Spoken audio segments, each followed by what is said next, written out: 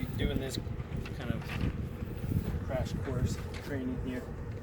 I think one of the most important things right now for operators is just making sure that we can understand the panel, because this is where, you know, the magic happens. When power goes out, this ATS will kick over, and if it works properly, this is where we'll find out if it's working properly. So you come up here in an event of a power outage. This right here is telling us, these symbols here is telling us this is a utility power. S1, source 1, that's utility power. And right now it says that we're connected, the ATS is connected to source 1. Now, when there's power out, there's no power here, there won't be a light here. The generator should be running, that green light should be on, and the CAT ETS should say that it's green light connected to the generator. Now, if it doesn't say that, then you got a problem, you need to call us. And that's pretty much about that for the ATS. So is there a way to do it if in the event that it doesn't kick on, there's a problem with the ATS, just say. The manual override. Is there, how do you kick it over manual? So if you need to do a manual, you have to open up this.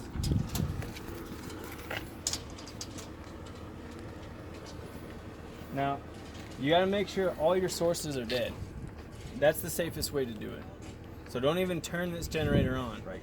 Make sure that's off. Make sure that that there really isn't any power. And then you do the manual operation. And you pull that lever. Okay. And that's it. And once you give it hell, it's And standard operating procedure on Right. the generator unit itself. and then make sure that generator turns on, and it'll go from there. And then to now, when you go back the other way, Turn everything off. just turn everything. If you have to do manual, if you have to do it manual that way, the safest way is to make sure everything's dead, and then switch it, and then turn your. But you know, that brings up a good point, because I don't think there is a actual disconnect for your utility here. That's right. So if there is a problem and you guys don't feel comfortable, call us. Right. Gotcha. And we will either we'll tell you what to do, which we don't like to, because we don't like the customer to go in here and get something happen. Sure. You know, something get killed or damage or something. Well, this is where sparks fly. Yes, this is where everything is. So that's basically it. You know, on And this one. the other point too that I'll point out is also make sure that the main circuit breaker on the generator itself is not tripped when you're actually wanting to get power going, in the event that you have to manually do this transfer.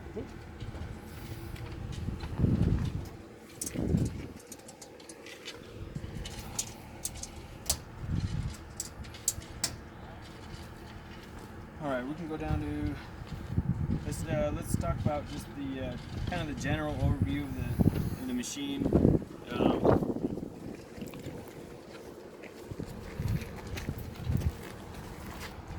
Obviously, generator, engine, radiator. But we'll start with just the cooling system itself. So when I get up to the generator and we're just doing a bare inspection, I like to just look for the obvious: leaks, burns, damage, anything. But since we'll start with the cooling, you know, we got hoses up here and we got hoses below. Sometimes debris can get into the radiator itself and cause restrictions to flow. Make sure there's none of that. This one has a jacket water system, so there should be on the other side. On the other side, there's a jacket water heater. So, you know, this thing needs to be kind of warmed up, ready to go to accept the load, and that's what that jacket water heater. So it runs off of utility power. So, you know, What temperature does it keep itself at? that should say about 120, Okay. somewhere in that range, you know, plus or minus maybe 5 or 10. It will throw a code if it's too low, just because it's hard on the machine to accept the load right away with it being cold. Yeah.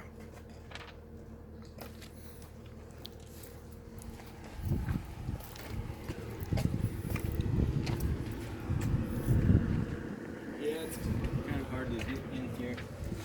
But here, if you see down here, this is your jacket water heater. As I said, it runs off of AC power. and this is the line itself. And I don't think it's hooked up right now because it's cold. See what we'll look at the temperature. Yeah, we'll look at the temperature. Maintenance points. So right here we got the oil filter. When we come and do, I don't know if you guys are on like a service agreement or not, but when we come out here and inspect, we'll actually gather oil samples from right here, and that'll check for excess, like too much wear, basically. And I believe the other side is also where the dipstick and the fill cap is at. Starting system. It's all on that side. Let's see. Fuel system. Let's see if we can get anything on this side. Application. Your service maintenance intervals would be about 500 hours or once a year. And that's when we come in and we take oil samples, like he said. Yeah. So, unless you guys decide otherwise, that's totally up to you. And during that, we also do coolant samples, fuel samples, oil samples. So that's going to check for bacteria and all kinds of stuff, any kind of debris, or anything that's not supposed to be there, honestly. So yeah, that's the main service connect and disconnect for the generator itself. So if this is off, you're not going to get power anywhere else. It can be tripped, and sometimes that's hard to see. There's different codes from the generator and engine itself that'll trip this. So just look out for that that's probably one of the main things too. If there's going to be inspections that you guys do on a regular basis, just make sure that circuit breaker is on. Because everything could be good and dandy, but if it's tripped, it's never going to go. It'll turn on, but it won't ever actually transfer over. From this side, we have the control panel itself. And this will tell you, hours, basically everything you might want to know about the operating system. And to scroll through it, you just push the right arrow. From here, you got the engine information, and then you can just scroll down to see pressure, coolant temperature. Right now it's at 96 degrees, so that's pretty warm. Yeah. And I say 120 because when you get a bigger machine up into 3500 series, you want it 120 degrees, but 96 is good for this size. The generator, this is where you can see phase to neutral. When the thing's actually running and producing power, you can see voltage, and you can see amperage too. Frequency will be there, current, like I said. The battery charger itself. So there's two battery chargers, one on the engine itself, the alternator, and then the battery charger that's ran off of utility power. So if there's no utility power and it's just sitting here, it's not going to be charging. And you will get codes if it's not charging. Yeah. You'll get alarms if it's not charging. Let's see. Also, I think this one it'll throw a code that the battery charger is not charging. As soon as when there is an event of an outage, it'll throw like, hey, this isn't charging off the AC, and that's perfectly normal. That's fine. That's what you want it to do. Eventually, that alarm will actually just clear itself. I'd say maybe less than 2 minutes. And here's where you can see event logs. You can see active events, active faults, any kind of alarm. And this is where you all go. It's pretty intuitive. You just kind of scroll through it. Left to right to change your the parameter that you want to look at, and then up and down to go through that sub-menu. And then the other thing too is when you are doing the inspection itself, always make sure it's on auto, because if it's not on auto, it won't fire off in the event that you need it to. If it's not an auto though, I believe it should give you a warning.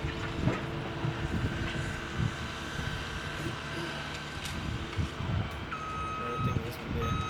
Yeah.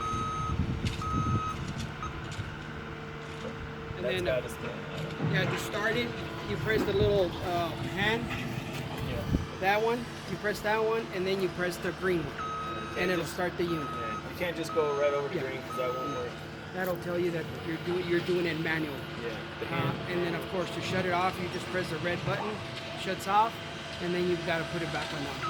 Because if it's of course if it's not on auto, it'll never start. Emergency stop. Please only use it for emergencies, because these contacts can get wore out if we use them too much. Yeah.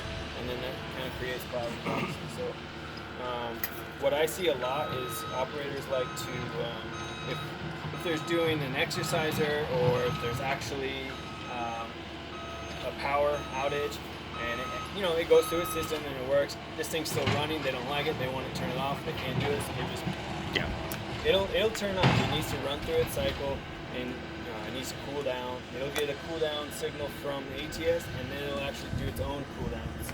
So it could be running for up to 30 minutes before it decides to turn on after there is a power outage and everything's gone back to normal. And you kind of want to do that just in case there is a power outage in between, like a surge or something. It'll pick it right up, and it'll start its timer again and everything. So yeah, just let it go through its, like he says, let it go through its cool down.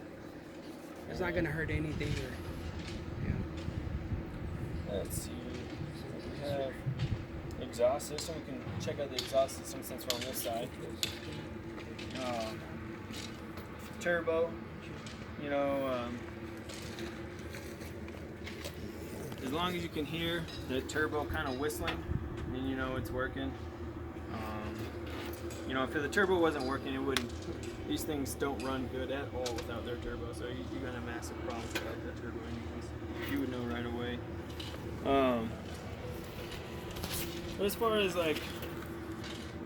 you don't want to hear anything like chattering or any kind of metal on metal, because then that you might want to get us out here for. Rain caps on top. Flexion bellows.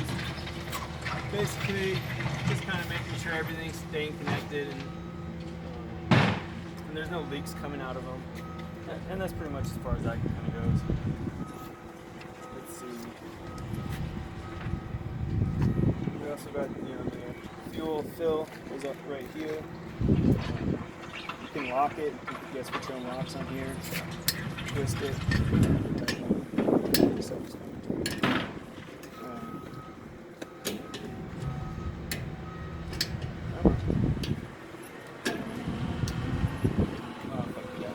Okay, we'll go back to the other side.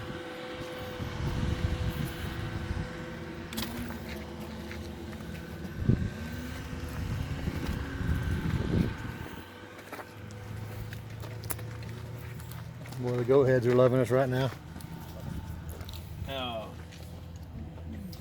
This engine uses an air-to-air aftercooler, and that's this line right here. So this radiator it's not a whole radiator, so it's cut in half, right? Well, maybe a third. So a third of this is dedicated to air, and that's this right here, this tube right here. You just want to make sure there's no holes in it, otherwise you'll hear you'll have a loss of boost. Batteries, obviously, we want to check those, make sure they're not corroded and they're tight. We got the oil fill cap right here. This is where you put your oil. And we got the dipstick right here. And it's kind of hidden, but it's right there. If this thing does run out of fuel, I'm sure we'll be out here, but we got a hand priming pump right here.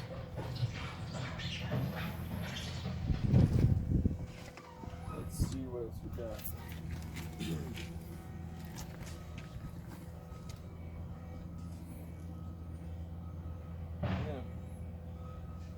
And that, I'm trying to think if there's anything else that really,